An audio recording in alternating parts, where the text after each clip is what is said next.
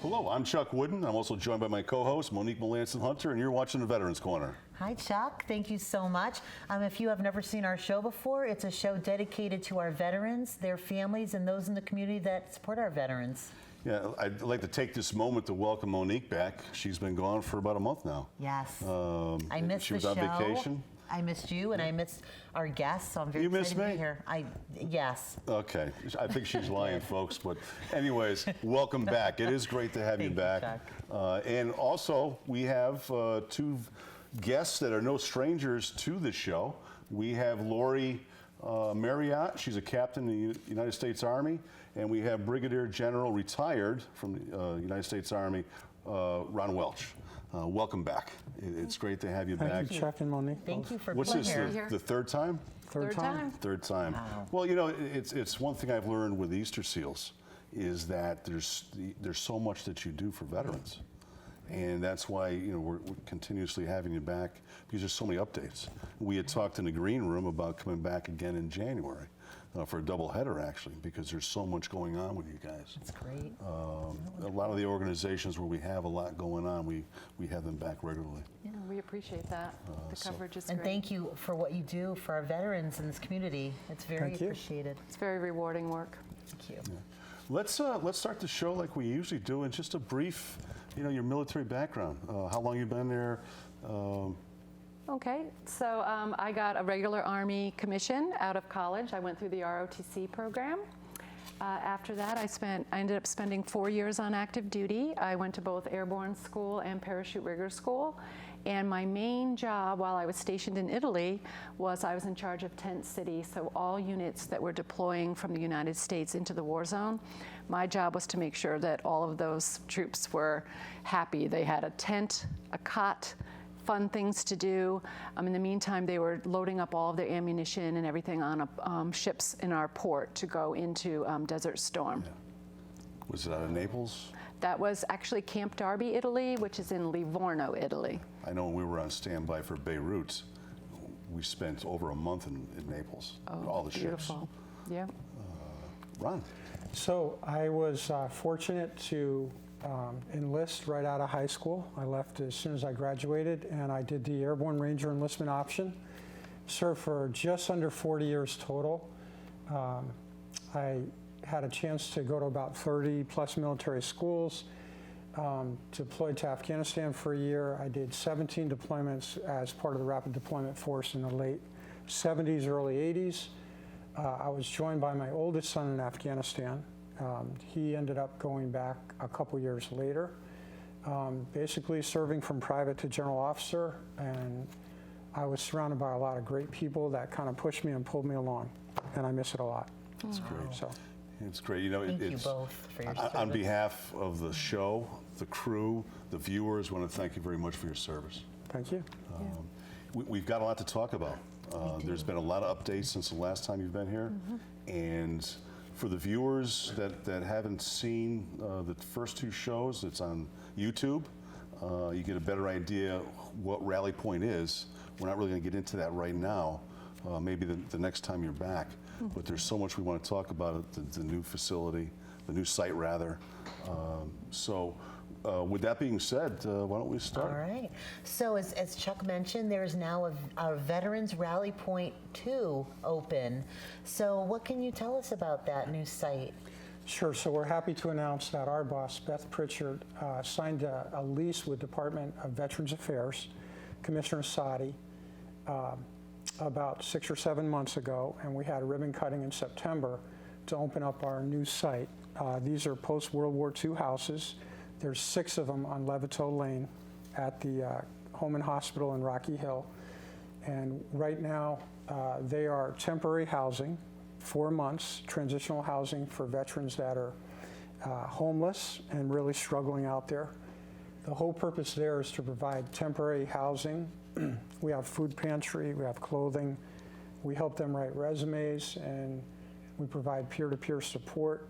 Our whole end state there is to give them a hand up and to get them back on track and get them employed so they feel like they're part of society again. Lori's going to talk just a little bit about everything we put into standing that facility up. because it was quite a challenge. Yeah, so these homes that are located there on the DVA, state level DVA campus there in Rocky Hill, had been vacant for many, many years and were falling apart. And when we first came in, we thought, wow, this is going to be quite the feat to get these homes up to speed, you know, safety-wise and up to code and everything, so that there would be a safe place for these veterans to go. We had 2 different garden centers donate a lot of plantings for us. So all of that came in. We had volunteer crews come from 2 of our major donors, which is Pratt & Whitney and Stanley Black & Decker, sent teams of volunteers, and we did a volunteer day where we planted all the foundation plantings at all 6 of these homes. Pratt & Whitney donated the American flags to be mounted on each of the houses. And we also had Pratt & Whitney also donated these flag poles that we have now in a big circle out on the lawn in front of DVA. And we have our Veterans Rally Point flag up there as well. So the different branches of the service flags plus Rally Point and the American flag in the middle. Nice. So if you see before and after, and on our Facebook page, we have some of the videos of what the street looked like prior to us coming on board. And the dedication and the time that these volunteers put in to doing this project. And by the end of the day, it looked like just a very beautiful New England road. Wow. When you see the That is flags blowing in the amazing. breeze on each of the homes, you know, I took a couple pictures looking up the street. It's amazing. We had some volunteers that just strictly worked on cleaning the insides of the homes, so from top to bottom. And now these homes, I think now at this point, are all full. I think we may have 1 home now where we have 2 families that are on board. We have a male home and we have a female home, female veteran home. And again, like Ron said, it's only a 4-month temporary transitional housing until we can get that veteran back up, get on their feet and out in society. And I'd just like to add one thing, Lori, if I could. We had a lot of gracious donors donate a lot of very nice furniture, to include some of our team members. So these are furnished just like Beautiful. Just like a really beautiful home would be furnished. We're nice. trying to have them come into a very nice environment That's instead so of wonderful. kind of an institutional type environment. They're very soft, you know, nice furniture, soft, comfortable, very nice furnishings, pictures on the walls, and really nice. We'd love to invite you both out for a tour of the I facility. wanted to be there for the ribbon cutting, but I couldn't. Now, it's inside the grounds, the campus? Yes, inside you have to go through security to Yeah. get in and tell them you're going to Veterans Rally Point 2. And so, yeah, it's right on the main campus. where it is. You got to go up to the right and swoop Yep, around. it swishes you around, and then the street actually is parallel to West Street down below. Just the Named fences in after, between. Our Medal of Honor winner, John Levittow. So it's right on Levittow oh, Lane, those nice. 6 houses right on the top. Yep. I'm going to be at the we have the 3-miler. Oh, right, The the 3-miler Veterans Day. Oh, great. coming up. Yeah. So Great. I know exactly where that is. So that's amazing. 6 on over. homes. Yeah. That's a lot of work. It's amazing. Wonderful. It happened fast, really fast. I'm sure Well, it's those good. people really appreciate I it. mean, normally it doesn't work that way. Exactly. And But this is nonprofit, and again, the support of some amazing people, you know, to pull this Well, you together. mentioned 2 names that are always mentioned, you know, whenever you're out here, you know, I'm talking to Beth or you guys, is Stanley Black & Decker and Pratt & Whitney. Great supporters. I mean, there's a number of others, but those 2 names, you know, usually stand out. Yep, they're at every one of our events. Anytime we reach out and ask for volunteers, any kind of help, they're there for us. So They're it's at a been lot great. of veteran events that we go to. They're very supportive of the veterans. That's really great. Really, really great. Now, there's a grant for the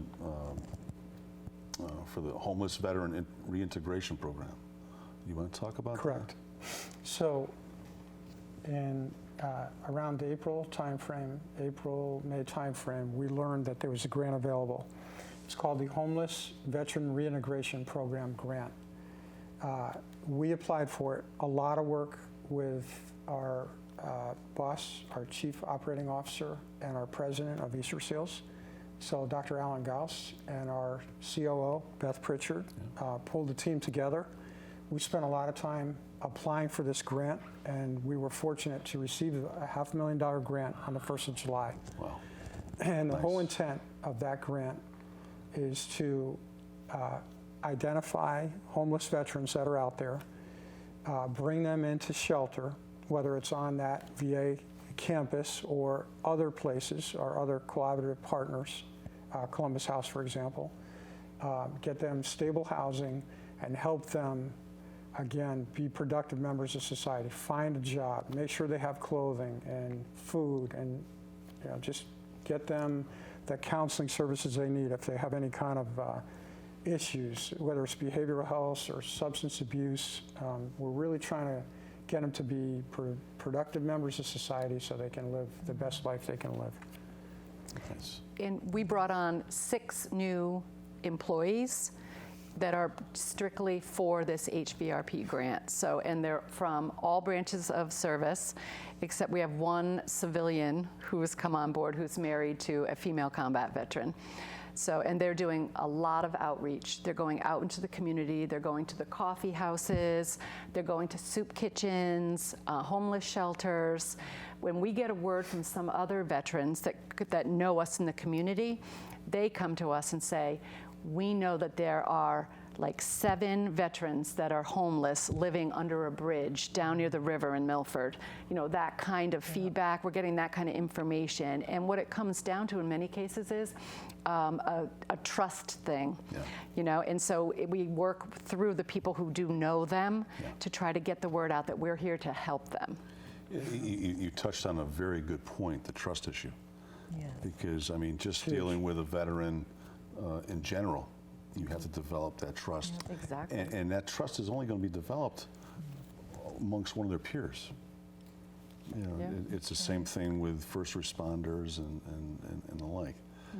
So that trust, developing that, I mean, we've dealt with homeless veterans in this area, and it's difficult, even if you are a veteran, to gain that trust. Indeed. I think the work that you guys are doing, though, as they say, the proof is in the pudding. The fact that you're offering these homes, you're doing this literal help for them, that is going to be huge. I mean, they really are able to then, it's like a changing their lives and see themselves like in a home and believe that there's a possibility that they can, move ahead and move up and really have a very happy life and get some help with some of those issues that they have. It's true. That's a big deal. It is. So can we talk a little bit about, you went to a national conference recently. So when did you go? Where was it, and what did you learn about? What did you talk about? Sure, there? it was a great conference. It was out in Chicago. We went early last week. Our boss, Beth, has put together a national initiative called the Veterans Affinity Group. We have, there's over 40 affiliates right now participating in this national initiative. It's really all about trying to find out through collaboration and a lot of coordination with these other affiliates what some of the best practices are to take care of our veterans, current service members, as well as their families. Things like what are you doing to assist veterans in employment, and what are your housing initiatives? What kind of job training programs do you have? What are the national funding strategies? What's our way ahead to kind of synchronize our efforts so we can pull everybody together and have one voice nationally to make sure we're getting all the resources we need to take care of everybody. Lori, I'm sure you have some other thoughts. Yeah, well, for the event, actually for this meeting, it was the inaugural event. It's the first time it's ever been done before. Veterans have been being taken care of through Easter Seals for over 75 years. And people will say, oh, I had no idea Easter Seals helped veterans. So it's interesting to see and hear what these other affiliates are doing around the country, a lot of it based on the area in which they are. So, the Southern California rep that came, it's mostly employment is what he works on. His whole focus is getting veterans employed. And then you go out to New Hampshire and it's another whole different program, the way in which they're going about it. And that's why we came together, was that sharing what's working in the different areas.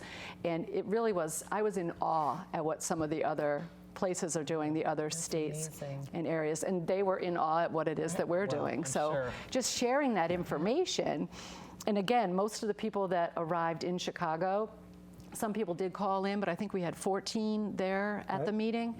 I think there were maybe 3 that weren't veterans.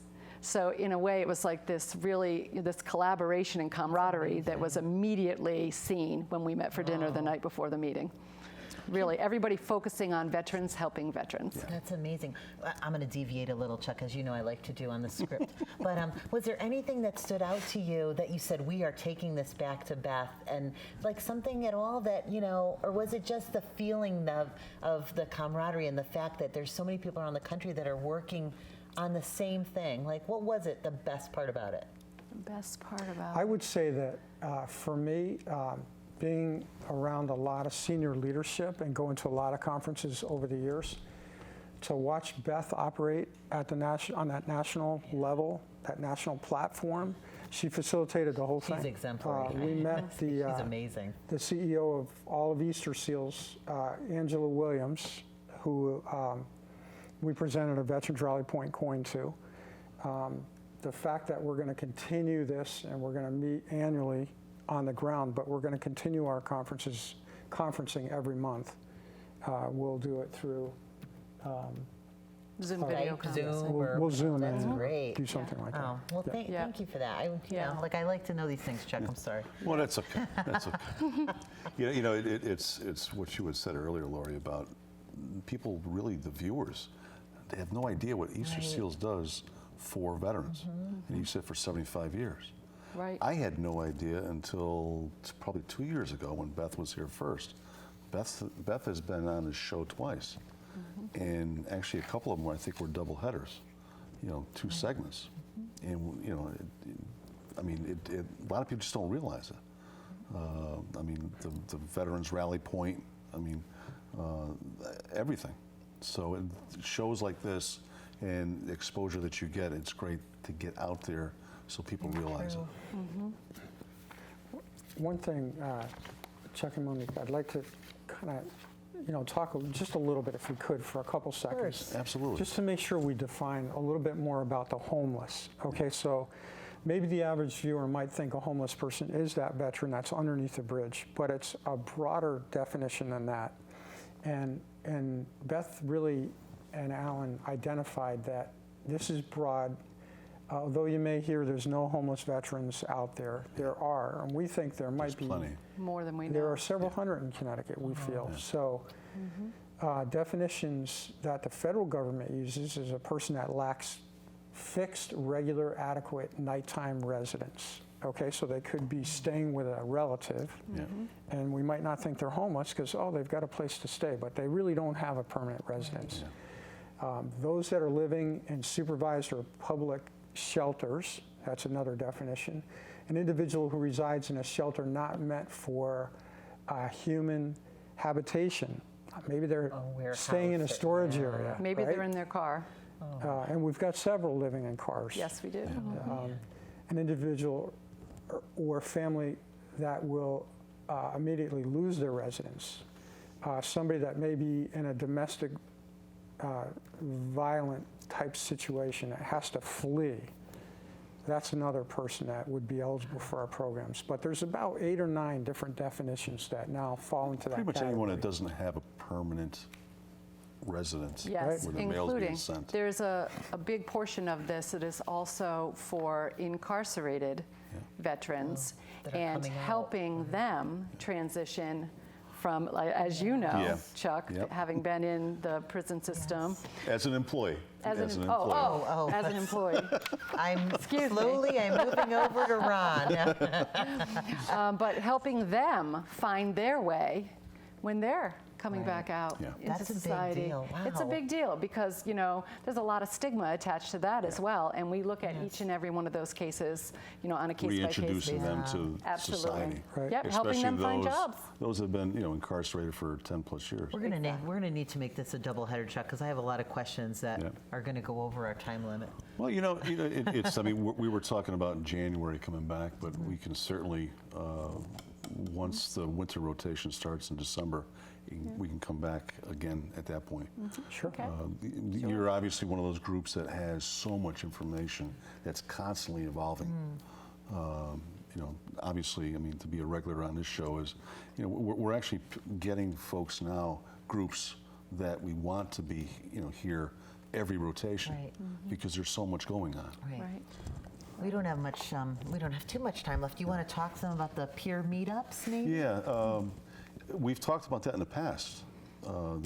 Is there any, can you tell us a little bit about them and any updates? Sure. So our peer meetups we have going on both at Norwich, our Norwich location, which is Veterans Rally Point 1, over near Dodd Stadium in the industrial park there in Norwich.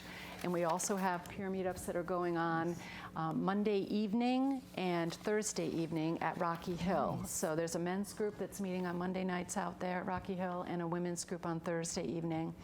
The Wednesday evening group in Norwich, we're a co-ed group. So we come together at 5 o'clock, it's 5 to 6:30. We come together, we have our refreshments, we open up the group, we call it a meetup, and we share, we introduce new people to the group if somebody's new that night. We have anywhere from, our smallest meeting I believe was 3, and our largest was 12. We have a core group of probably 6 that come every single Wednesday night. It is now part of their routine. And that is what my hope was for this group coming together. We have open discussions some evenings where we just pick a topic, or a topic comes out of our introduction when we're talking. Somebody will bring something up. Other times we'll have presentations by either people in our group. Ron actually did kind of a show and tell and brought in some things from his deployment to Afghanistan.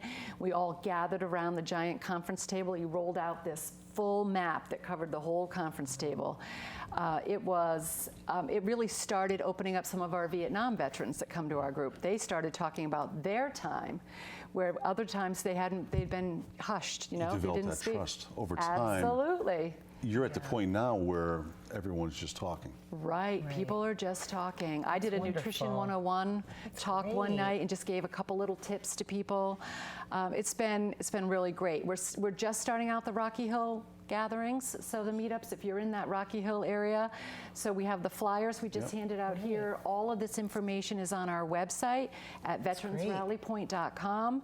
There's a whole section in there also on our Facebook page. You can go to Facebook, Veterans Rally Point, and all the peer meetups are right on there. You can join the group online and then be in the loop to come. And so what we'll do also wonderful. is, Monique and myself, we both have access to our Facebook page. And we'll definitely... We will. Love it. We have a lot of veteran friends Yeah. as well. We'll share it. And this for show, sure. since when Beth started coming here, and then, well, first time you've been here, there's a bigger following now for the show. Do you think it's because I'm also a co-host, Chuck? Well, I'm just throwing it out there. Just to let you know, it did. Never mind, we won't go down. It that went road. down. Readership went down. But anyway, I'm don't happy believe to that. help any way I can. I'm sure it's gone Yeah. up. I'm sure it's gone up. They would also contact Veterans Rally Point. Is it .com or .org? veteransrallypoint.com. To make a donation. If they'd like to make a donation, it brings you right to the front page there, the donate button. Again, we are 100% philanthropy funded.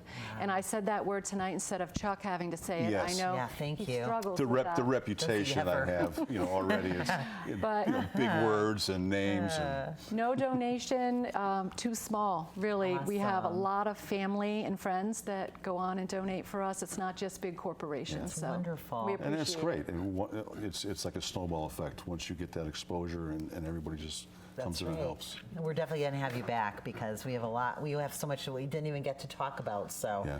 we're definitely going to have you back. Did you want to say anything else? You gave the how to contact Yeah, for that's right. information, donations. We're going to post the meetups on our Facebook page.